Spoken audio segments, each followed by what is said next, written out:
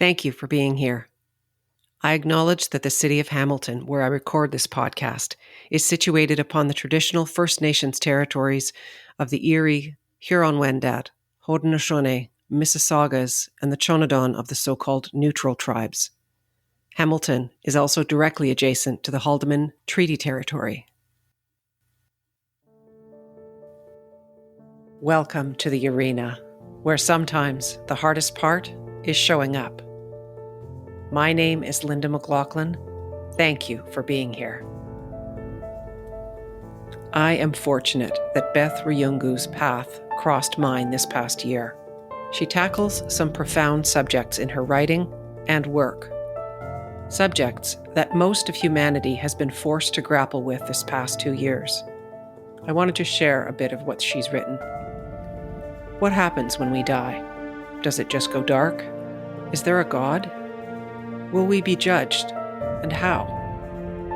Is there life after death, and what will it be like? When someone dies, a kind of inner door opens on these questions for us, and the closer the deceased, the more we feel the pull. To lose someone very close, such as a partner or parent, is to enter a liminal space that is occupied by these questions, whether or not you give them voice. This is the space where the real work happens, where authentic, end-of-life care can make a difference by recognizing that part of the grief we feel is grief for ourselves. When facing another's inability to overcome the limits of mortality, we also meet the inevitable limits of our own. Thank you for listening. This is episode 44. So I've been brushing up on all things Beth. I was really struck for a whole number of reasons with this business idea that you have. I would say it's a vocation more than a business idea, really. Yes, I'd agree with that. Yeah. As a business, it's turned into this octopus with their tentacles that go all over the place. So yeah, I think vocation says more than business. And there's much more going on in the world of alternative death care than I had realized. I haven't really dived into it for about 7 years. I did a training as a soul midwife 7 years ago. And so did lots of reaching out and what's happening on the internet, what's happening on social media, what resources are there. And then the rest of my life took over children, full-time job, etc. And I've been, my interest has stayed up, but it hasn't been to the depth that it has been over the last few months. So it's fantastic to see all these initiatives springing up. And even since COVID, there's been a whole lot. Mm-hmm. The idea of end-of-life death doulas, also known as death midwives and various other names that they're known by. There are all these training courses and they're sold out. It's incredible. And there's something now called human composting. The official name, though, is natural organic reduction. And that became law at the end of last year up in Washington State. This amazing woman, Katrina Spade, has been developing this for nearly 10 years. So the first bodies were laid in January. So, that's a really exciting development for environmentally friendly disposition of human remains. It's not putting carbon into the air like cremation. It's not taking up spaces, especially in cities where cemeteries are overflowing. So it's just a much healthier approach to end-of-life care. So that's why I say that I feel like there's an octopus in my life. There are these tentacles that go into environmentally friendly disposition of remains. And then there's the end-of-life care, how to support the dying better, particularly at home. And then there's this just an awakening of what does that mean for the shift in our culture, in our psyche, for how we think about death and dying and how we want to be cared for, which in turn reflects back on our lives and how do you live your life. And when you start thinking about how you're going to die, you start automatically thinking about what matters to me, who matters to me, what ideals matter to me. All these things start filtering up, and then it's what am I doing with my day to day? So it's it's far-reaching. There's lots going on, and it's really exciting. Allow me to offer an introduction of you. We dove into the deep end of the conversation in some respects, and I want to just insert this introduction, and then we'll take you back a little bit, but loved what we've talked about already. Beth Riungu, you are a mother, sister, daughter, and you've been a registered nurse, a chef, an administrator, and now you're developing a business as a soul midwife or death doula. In your 20s, you traveled to Africa to learn more about your Kenyan father who had already passed away. You shared on your blog that your blended Scottish-Kenyan ancestry meant that you were neither a local nor a tourist. You were a tribe of one, adrift in a nation of many. It was 1986, and as you traveled through East Africa with others you met along the way, you found yourself in the Luwero Triangle. Brushes with death were frequent. You passed through South Africa, Uganda, and Somalia at a time of intense strife and peril. Those experiences were life-changing. The atrocities that defied human understanding had not murdered the spirit of hope. The people I met were not trying to reclaim power in their lives through revenge, but by rebuilding. Visitors were invited to witness what hate had done, but also what the human spirit could do. My mind couldn't fully appreciate what that meant at that time, but it is a lesson my soul absorbed and has shaped my life ever since. Lessons from death are always lessons about living. Later, when you turned 50, you decided to develop your growing interest in end-of-life care. You became a hospice volunteer and then studied to become a soul midwife, a guide, a carer, and advocate for the dying and their families. Living in the so-called Western world, I was fascinated by your choice of vocation. There's no question that in North America we have a fear of death, an aversion to dealing with it. We hide ourselves from it, from thinking about it, facing it. The current pandemic, especially at the beginning, has forced many of us to contemplate our own mortality. Circumstances have robbed many people of the gift of being present during their loved one's passage, a process that helps us and our loved ones with acceptance, redemption, grief, or perhaps simply a good death. Welcome to the arena, Beth. Thank you. That's a very kind introduction. Oh, you're quite welcome. I thoroughly enjoyed what you'd written in your blog, and it's a number of years ago. There's passages from 2011 and 2013, I think, in there. I would encourage you to pick up where you left off, because you have a beautiful way of expressing your experiences and also what the experience of being, what do you call it? End-of-life doula. Okay. End-of-life doula, that's becoming the more common term, but it's a career. It's the idea of maternity is this sort of overarching idea of it's one journey. When we begin a dying process, we die. You can think of it as crossing a threshold, and then whatever's happening to the spirit, the essence, whatever it is, that force that we recognize as the person, the actual human being, has departed, and we're left with the body, and then what we do with the body. So it's one continuum, but in our society, what we tend to do is chop it up into these pieces. And there's one group of people that takes care of you when you're dying, somebody else does the funeral, and someone else buries. Some overlap, but really we're thinking about it in three different ways. So what I'm working on is looking at this in a more inclusive, holistic way. For the person who's dying and the people who love them, this is one journey. From now I'm actively dying to now please do something with my body that honors how I lived is a whole. I would say that. So I am writing again, and I didn't answer your original question, I'm realizing. And what I'm doing right now is I'm being very local. I'm realizing that where I live in Rhode Island, we have one green cemetery, one natural burial ground. It's on a little island, and it's only for the people who live on that island. And then there's a little pocket handkerchief of a hybrid cemetery, as according to the Green Burial Council has these designations. They're doing an amazing job, the Green Burial Council. And in this 200 acre cemetery, which is historic and wonderful and beautifully taken care of. There's a little pocket handkerchief-sized piece in the middle where you can be buried without some of the concrete and the steel and all the stuff that goes into a modern cemetery.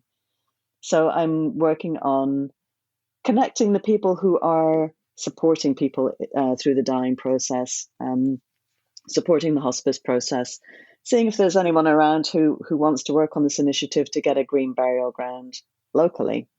So that's what I'm working on right now. So I am doing some blogging around that there, and it's fun to be writing again. I've missed it. And the name of your business is Mortality. So the idea for Mortality came up in that phase, 7 or 8 years ago, when I first started thinking somebody needs to do something about this. There aren't enough options for people who don't want to just go into the sausage machine of you're terminally ill, lie in hospital, and there'll be machines beeping, and then you'll die, and then they'll fill you full of formaldehyde and bury you. So Mortality, the idea came up there, and it's around that idea of maternity, preparing for birth and how your life is going to change completely and irrevocably. Obviously, that's the former threshold, and Mortality deals with the later threshold. It's interesting because what also came to mind was modernity. Oh, yeah. So it's a much more modern way of looking at mortality. I hope it's a modern way of looking at mortality. Yeah. And embracing that perhaps in a new way. Yeah.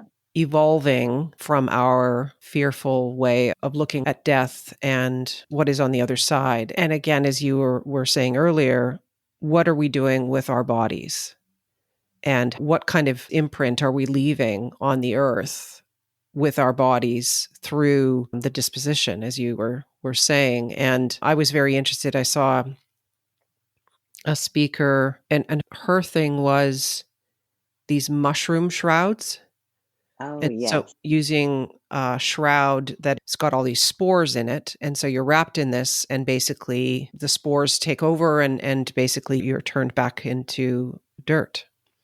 That's right. And And there's something in these mycelium that mycelium, thank you, that's the word. that there's some bioremediation of toxins and all this stuff that we've put into our lives and been exposed to in our journey through illness. Yeah, so there's some kind of remediation there. So we're healthy for the environment in all sorts of ways. Yeah, it's interesting. Yeah. Yeah, I like that idea of modernity. I've heard some people have said, "Oh, it's like mortality and eternity," and so it's interesting to hear what comes out of that name.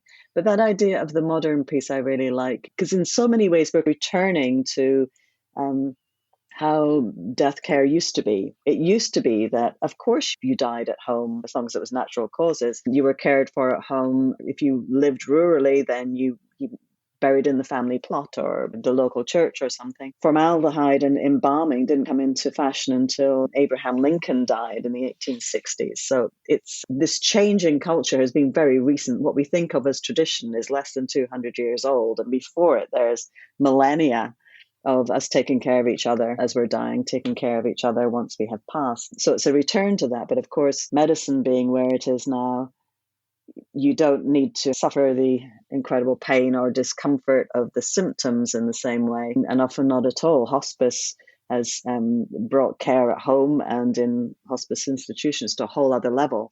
So with the pain and suffering under control, the equation has changed a lot. So what do we want our modern take on it to be now that we have the old options that we had before, but we have a whole slew of new ways of making it possible in a better way?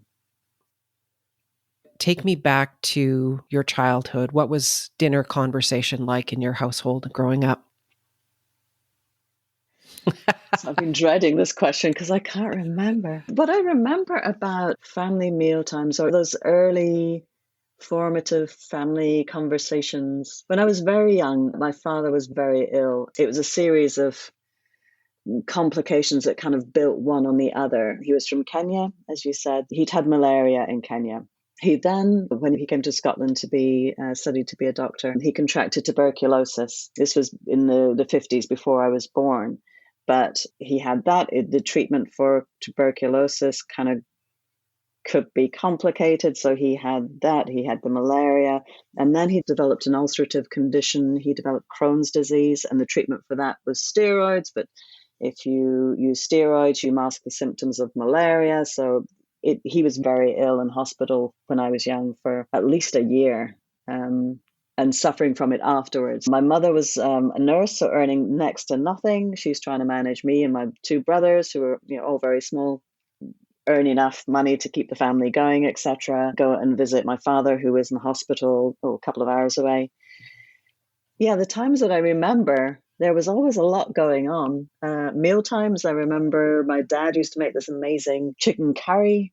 So Sunday dinner was either this amazing chicken curry or it was the traditional British roast, depending on whether it was my mother or my father cooking. And that, of course, was quite different to what was going on at the dinner tables of most other home in the area where I grew up. And then as I got older, my mother raised us. So it was a single family, my two brothers. And my mother was my elementary school teacher. So it wasn't even conversations like, so what happened at school today? Because she knew what had happened at school. It was a 2-room schoolhouse. She was my teacher for, 4 years, something like that. So I don't really remember what the conversations were about. How young were you when your father passed away? I was actually, it's a really complicated story. He went back to Kenya to ostensibly recover and didn't. So I was actually around 14 when he died, but he went back to Kenya when I was around 7 or 8. Yeah, it gets really messy. Fair enough. Yeah. Yeah, he was at one point, he was diagnosed as being terminally ill. So things were, at that point, I was probably about 5 years old, something like that. So it was, there was a lot of stress just under the surface that I don't really remember as a child. I remember going to visit my father in hospital, and my brothers and I would just be a quick hello. Sometimes it was hello through a window. But what I remember the visits is playing outside in these beautiful gardens that were very peaceful around the hospital where he was while my mother visited. And how did your parents address his illness and likely imminent death?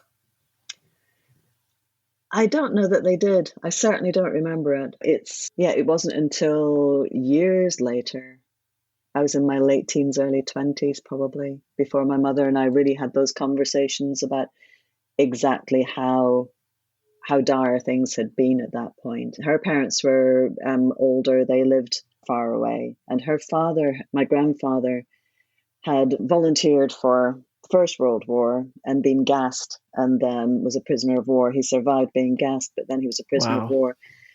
So he had health issues, terrible bronchitis for all of his life. He volunteered for the Second World War and then had to be invalided out. So her parents had a lot to deal with and they were far away. So there was no family support network around us. So I think my parents, they dealt with it by just, we're going to do what we have to do and we're going to deal with each step as it comes. And I don't remember any family conversations about it. I remember my mother changing dressings on my father's abdomen one day, but I have these odd little pockets of memories, but it's just when you're so young as a child, it's just, well, this is the way things are.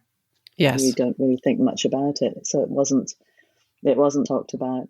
When I first went to Kenya, I had this, it was just an epic journey, getting money together, buying the cheapest air ticket, which was on Aeroflot, the Russian airlines in the 80s. That was the cheapest way to fly anywhere.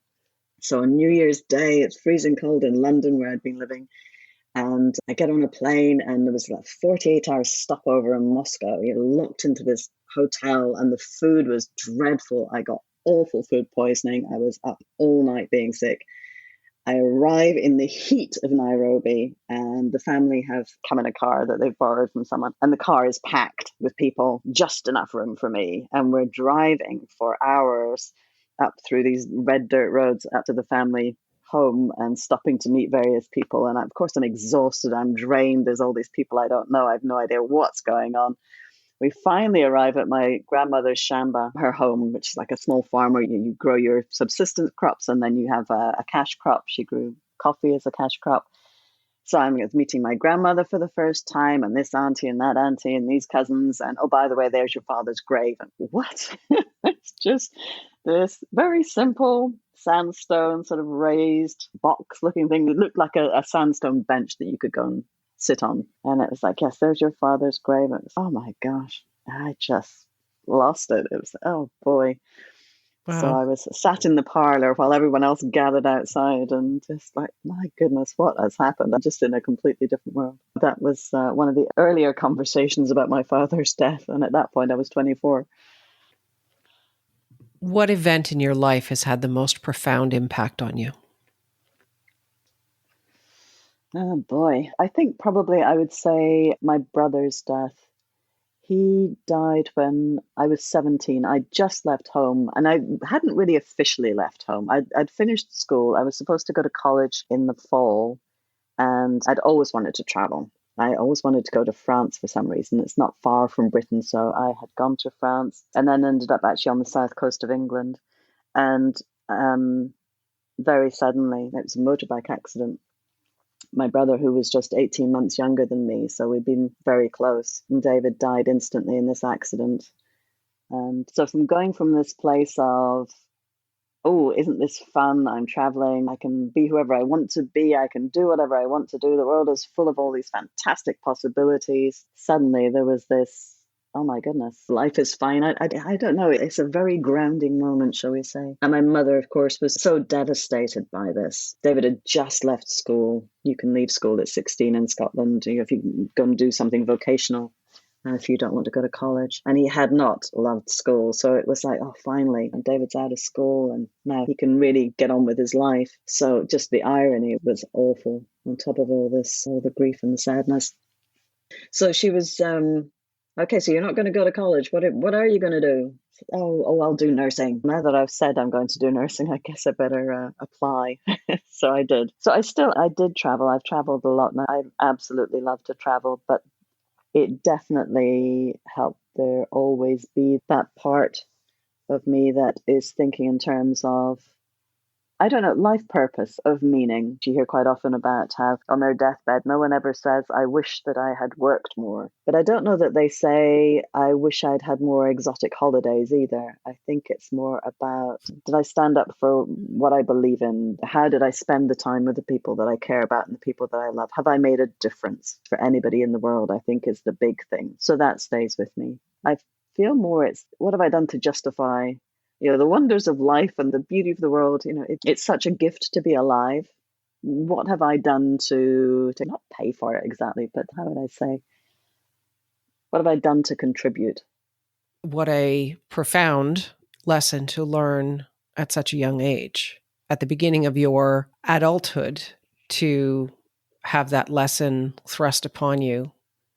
For the last few years, I've been working in an elementary school and I've given birth to 2 children. And I wonder how much of it we come into life with and unlearn. I don't know.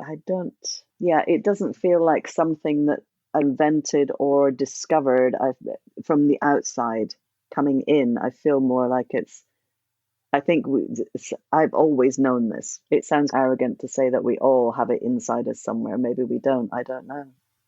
The people that I've met in this life who are the happiest or most fulfilled seem to be the people who have that feeling of purpose, purposefulness. I've come here to do something and I'm doing it or I'm trying. And it doesn't need to be earth shattering. It can be something simple, something quite small, but just something that you're giving your heart to. You're doing it with integrity. It's something you care about and it makes a difference. Makes a difference to the planet, makes a difference for another human being. Something like that. Mm-hmm. What does living a courageous life mean to you?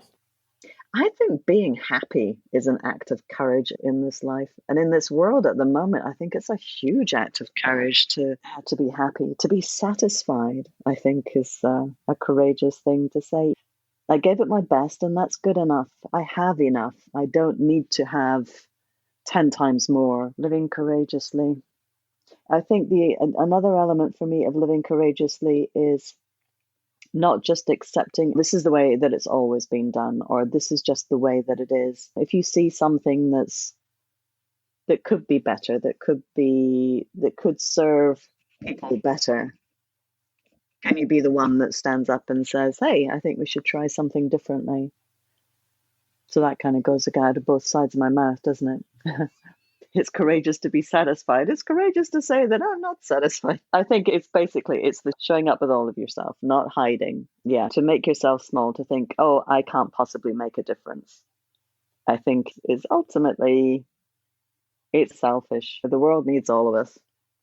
And I think it takes courage to say, you know what, I'm enough. I am a person who's got something to contribute. I can make a difference, and to go out there and do it. What's your legacy? My legacy? I don't know yet. I'm only 60. What's my legacy? Or what would you like it to be? Yeah, I'd like people to embrace the idea, awaken to the idea that to have this perspective of your life that includes your dying, that includes your death, enriches your life. It doesn't negate your life. It's not these superstitious ideas that, oh, if I make a will, I'm going to die. When we think about our lives and our living and what we've done, it needs to include all of it. It needs to include the dying and the death as well. And I think when we can look at our own lives that way, we find it easier to look at the lives of the people that we love that way too.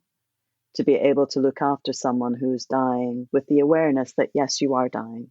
The honesty to really show up for them, to leave someone lonely in this position of, often people who are dying feel like, oh yes, no, I have to show you that I'm battling. I have to let you keep this hope alive that maybe I'm not going to die after all. If I give up, then you're going to feel so hurt.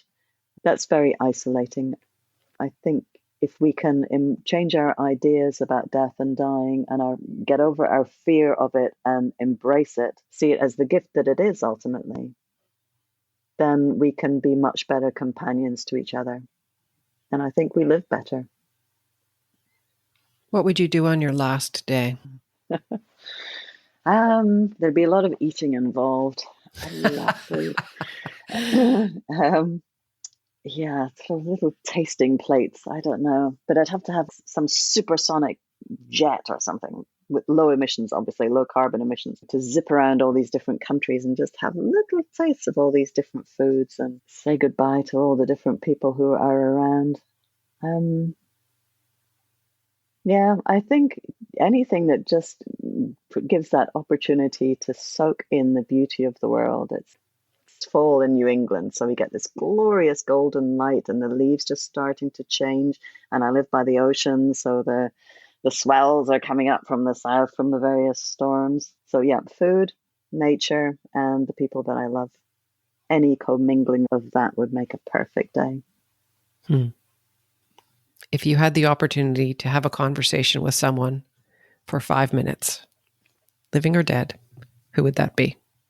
Oh, I don't know. That's a really tricky one. It would depend what was going on. I would say the Dalai Lama. The Dalai Lama seems to just have such a wonderful way about him. I don't know what we'd talk about, but what a wonderful example of peace and good humor, gentleness and strength, kindness and awareness of what's happening in the world. Even 5 minutes of his presence, I think, would be transformative. Just silence, being present. Anything else you'd like to share before we wrap up? I don't think so. Nope. It's been a good experience. It's a first. It's always great to have a first experience of something. How does one have a conversation with someone who hasn't accepted their death and is in that stage of being extremely fearful of what's happening to them? Yeah. Oh my goodness. It's a huge question. And a lot of it, of course, is going to depend on the individual, on the person, on the circumstances, on your relationship to them. There's no quick answer. There's no easy answer. I think one of the things that's exciting about the increasing number of resources and people working in this field is that there's a lot of help a lot more help available than ever before. Hospice has social workers that help with this kind of issue. The end-of-life doulas, death midwives, are trained in how to help you facilitate those conversations. So I think the briefest answer, I think the answer would be get some help. The National End-of-Life Doula Association is just one of the associations.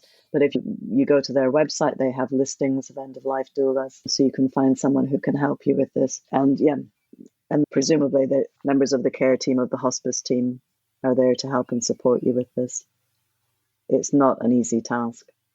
The social workers and the doctors and the nurses are there to help to a degree, but it's also being the survivor. Yeah. That was going to be my question, is for the person who's dying, if they don't want to talk about it, if they don't want that help, etc., I think you have to honor that to a large degree and think about why is it that I want this person to have the conversation. When it's the people who are caring for them, when you're caring for the carers, that's a different conversation. It's what are you trying to fix? What's the suffering that you're seeing that you're hoping something can be done about? That's really tricky. Listening is so much. I know it doesn't. Yeah, it can feel like I'm not doing anything. Listening's huge. Inviting the conversation. Yeah.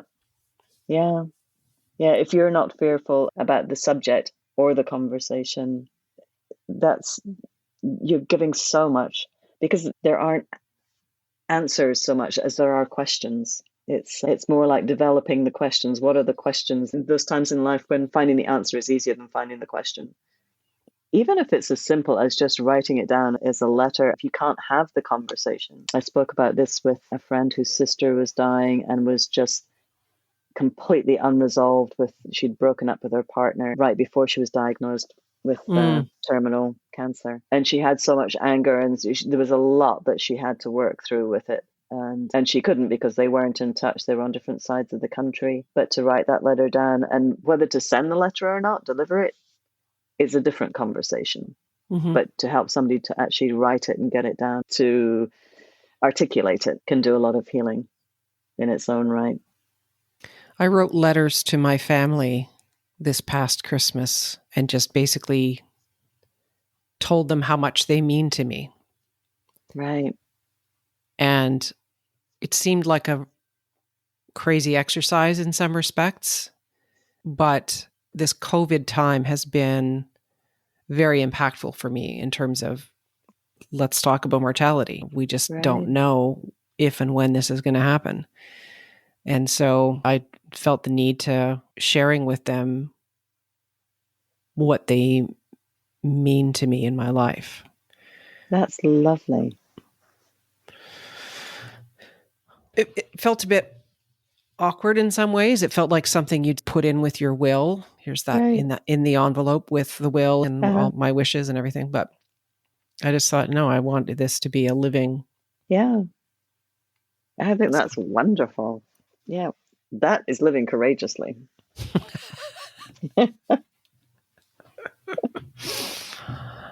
Anyway. Thank you so much for this conversation. Oh, you're so welcome. I really appreciate you sharing your wisdom and perspective with the listeners. This has been a delight. I hope it's not our first and last conversation. It's been really enjoyable. Thank you. As we approach the end of 2021, what have you left unsaid? What lingers between you and those you love? I ask each of my guests what they would do on their last day. For most of us, we would want to spend those final moments in the presence of loved ones. Many of my guests also talk about living their legacy every day. How will you find the courage to live into the things that you most cherish? Thank you for listening. Please follow or subscribe to this podcast. And if you feel someone else might benefit from listening to this episode, please share it. Leave a rating or review wherever you listen to your podcasts. Become a member of The Arena. Go to my website, thearena-podcast.com, and click on the support button. It's so greatly appreciated. Thank you. I look forward to sharing my next guest's story. He's an accomplished marathon, triathlon, and ultramarathon runner who only started his athletic career at the age of 47. He's overcome repeated setbacks to help many others reach their dreams. It's a remarkable conversation. Until next time, my name is Linda McLaughlin in The Arena.